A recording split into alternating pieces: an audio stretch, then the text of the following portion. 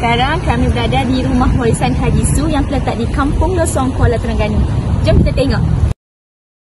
Allahyarham Haji Su Muhammad Saleh bin Haji Muhammad atau dikenali dengan nama Haji Su merupakan seorang saudagar kaya yang telah mewarisi banyak harta pusaka tinggalan ayahandanya, Haji Muhammad bin Abdul Rahman atau lebih tersohor dengan gelaran Haji Muhammad Kaya. Haji Su juga terkenal sebagai seorang yang amat mahir dalam bidang pentadbiran dan juga bidang perniagaan, dan beliau meneruskan usaha yang telah dilakukan oleh ayahandanya dalam bidang perniagaan. Beliau juga memiliki syarikat perkapalan dan memiliki beberapa buah kapal untuk urusan pengangkutan penumpang dan juga kapal untuk urusan pengangkutan barang dagangan.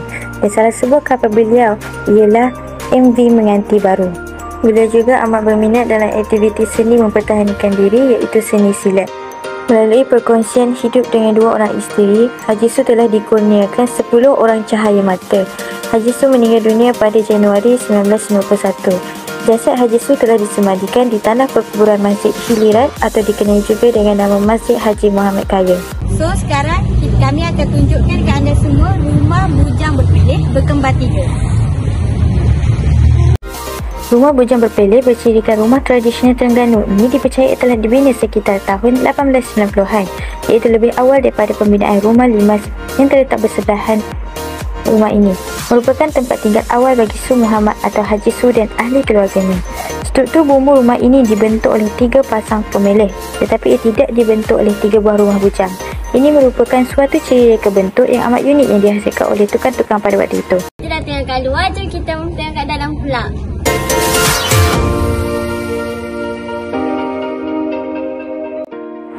Rumah bujang berpilih ini mengandungi 8 ruang utama yang terdiri daripada rumah ibu, anjung, serambi, sorong, kelik anak, ruang legar, pelantar dan juga ruang dapur, dan juga memiliki 3 buah bilik yang terletak bersebelahan dengan ruang ibu. Satu perkara yang menarik tentang rumah ini ialah kewujudan ruang sorong. Ini adalah kerana bagi rumah orang kebanyakan, terutama di Kampung Losong, memang tidak terdapat ruang ini. Dalam konteks rumah Haji Su, sorong berfungsi sebagai tempat perbincangan rasmi dan juga tempat mesyuarat dengan tetamu luar, dan juga sebagai tempat istirahat dan tempat tidur bagi ahli keluarga Haji Su. Di dalam rumah ini terdapat 3 bilik.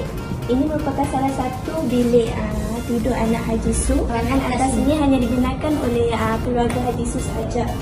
Selain daripada keluarga Haji Su, tidak dibenarkan untuk memasuki ruangan ini. Okey, ini pula bilik rawatan Haji Su untuk merawat pesakit yang datang ke rumahnya.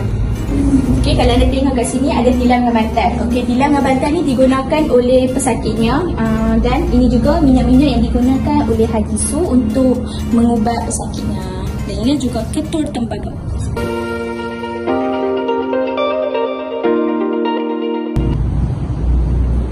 Okey, kalau kita tengok dekat situ ada lubang, kat sini pun ada lubang. Okey, lubang kat dalam bilik ni bukan dibuat saja-saja.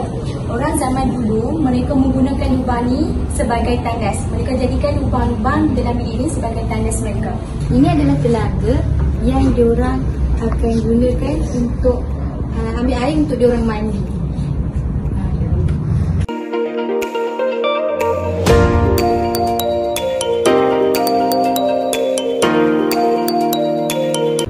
Ini merupakan dapur yang terdapat dalam rumah ni.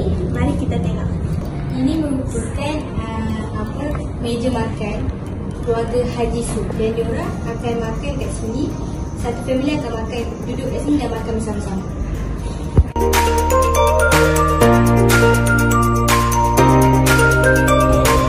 Seterusnya, inilah tempat diorang melakukan aktiviti memasak.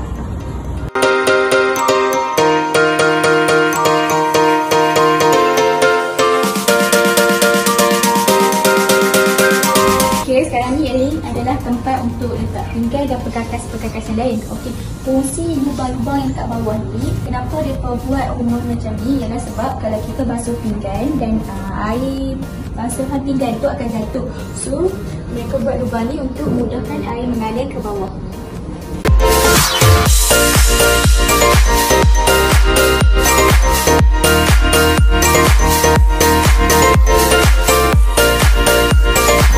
Okey, yang ini pula merupakan katil salayan yang digunakan untuk ibu bersalin semasa pantang. Di bawah ni pula ada bara arang digunakan untuk memanaskan badan bagi menyihatkan tubuh badan. Berikut merupakan rumah penyimpan padi atau lebih sinonim dengan panggilan balong padi, merupakan sebuah rumah kecil yang digunakan bagi menyimpan padi yang sesuai dituai pada tahun itu ataupun pada tahun-tahun sebelumnya. Kami akan menunjukkan rumah limas Belanda. Rumah limas ini dipercayai telah dibina pada awal tahun 1940-an oleh beberapa orang tukang kayu yang mahir diketuai oleh tukang kayunya Wang Mamat.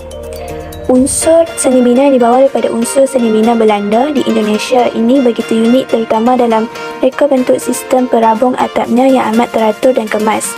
Oleh kerana Su Muhammad atau Haji Su sering beralih ke luar negara, terutama ke Singapura, Indonesia dan Thailand, maka tidak heranlah ada beberapa bahagian rumah ini mempunyai ciri-ciri pengaruh seni bina dari negara-negara tersebut.